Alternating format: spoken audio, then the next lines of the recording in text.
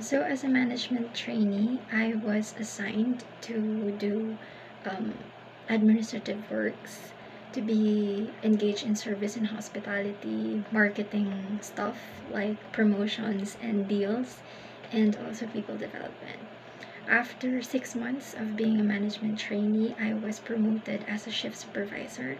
And as part of being a supervisor, one of the highlights that I really get to enjoy doing was engaging in people development, because aside from the fact that I was given the opportunity to train different individuals and validate the performances, aside from sharing my experiences and knowledge and learnings, I get to learn to each and every one of them also day by day. But as the years progressed, I noticed that there's something that I've been missing out on. So you see, working in a very diversified environment as a start of my career, I don't really get the same amount of self growth when I'm working in an environment which I'm very comfortable working at. And yes, I'm learning, but you see, I crave for that kind of experience again, of working or adjusting to different types of culture and tradition, and being able to get out of my comfort zone to try and learn different things or learn new things from my peers. So that's when I decided to leave my previous job and reapply myself or reapply myself to a course, to a bartending course, to restart um, my roots and to get back on my passion. So, as a bartender, you are not only expected to be knowledgeable on how to prepare different cold and hot beverages, but you are also expected to perform them with speed and accuracy. You are also expected to become a salesperson, and that you need to be able to create connection with the guest or with the customers that you're dealing with. And studying or being in the industry for years, I have wholeheartedly um, experienced and get to learn these things firsthand.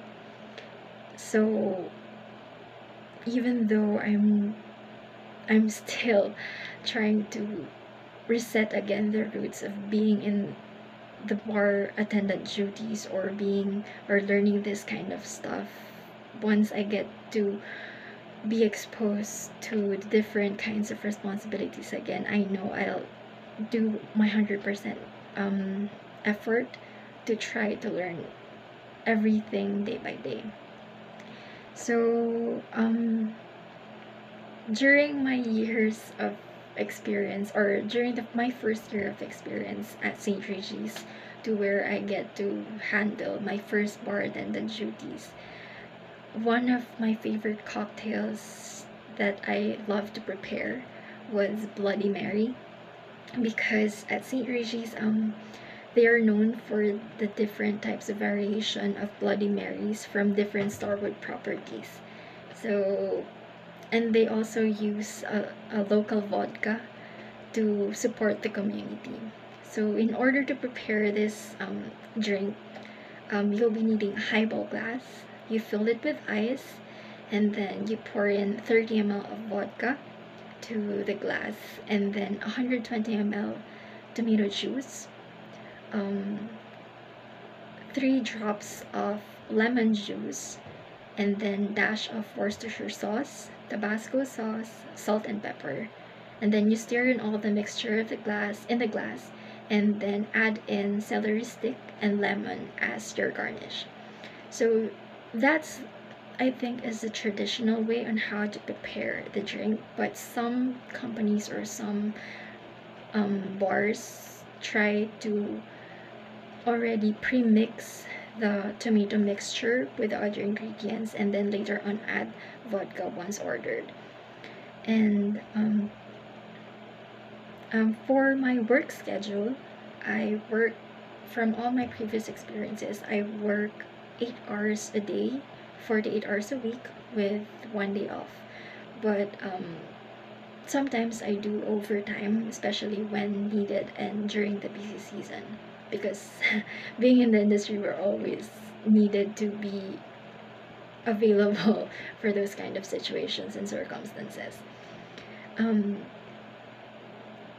Working in the hospitality industry for almost 4 years, being a people-oriented person is one of the most important qualities that you need to have, and I have further developed this and acquired this through my years of experience. But not only because you are expected to be good in dealing with customers, but you need to ensure that you're creating connection to each of the guests that you're interacting with, to be able to ensure that you give them the best service that you could offer. So aside from being people oriented, you should also be service oriented, so that you can provide the best customer service, or the excellent customer service that you could give. And that's where putting into action the things that you learn from your years of experience, and to always initiate with quality. In handling complaints, of course, customers have different types of ways on dealing with different kinds of difficult situation or frustrating situations. But from my experiences, and also being in the managerial position, I was exposed and trained to handle them by following the learn system. It's important that you listen to what the guests are complaining about or what they are telling you. You empathize with their feelings. You apologize for the inconvenience that have caused, or the problems that you have caused. You react or resolve the problem at hand, and you always need to notify or ask for feedback if you were able to ease the situation, or if you were able to resolve them. For my salary expectations, so my last or my salary for my previous work ranged from 525 to 600 US dollars, including the allowance and the meal budget. And then, but it changes based on the hours worked, because sometimes, or most of the time, we do overtime. But for my salary expectation for this position, and based on what I've researched, was around 750 to 800 US dollars, because this would be more of like based on an expertise, and since it's more based on the, or under a well-developed organization and company.